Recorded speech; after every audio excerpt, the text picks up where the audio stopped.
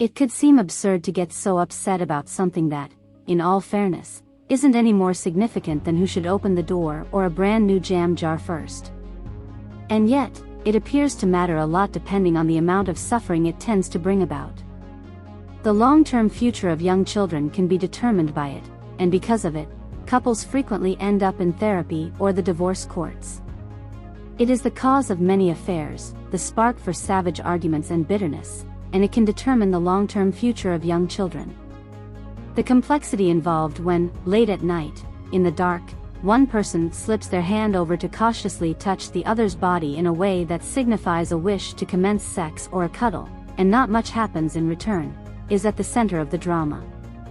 Since this action has so little to do with making love and is instead about knowing that we are loved, it turns out to be considerably riskier than one may anticipate. The ability to initiate sex can seem to be a litmus test of one's appreciation in the partnership as a whole, and therefore whether or not a couple is still a going business. It is equivalent to saying that you cannot possibly love the person you are with if you never initiate or simply give half-hearted responses to caresses. Lack of initiation or reaction might indicate a variety of things. It could occasionally just be an indication of fatigue from a long day of childcare or office job. Undisturbed hands can occasionally just be untouched hands. In the murky darkness of the bedroom, the true issue is not a lack of reciprocation per se, but rather how that ambiguity is interpreted, how judgments are made without dialogue and serious offense is taken before the issue has even been brought up. Shame is a more serious issue that lurks beneath this. Unreturned touch turns into a real threat when it encounters a high level of self-doubt or self-hatred on the side of the person who has tried to reach across. What would have been perceived as being an innocent or transient lack of excitement is silently and instantly interpreted as proof of something far more disastrous, that the other person considers one repulsive. If we all truly loved ourselves, we would know better what to do when we extended a hand and received little in return. We would address the situation within the partnership through a calm and courteous conversation and attempt to ascertain what was at stake. We would depart if the data was clear that there was a serious lack of interest or emotional maturity. After all, sharing a bed with a spouse who is emotionally or physically unsupportive isn't necessarily a bad thing.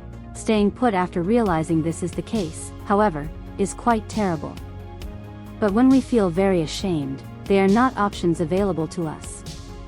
Our unresponsive spouses reinforce ingrained feelings of unworthiness that make us resentful, quiet, and vulnerable.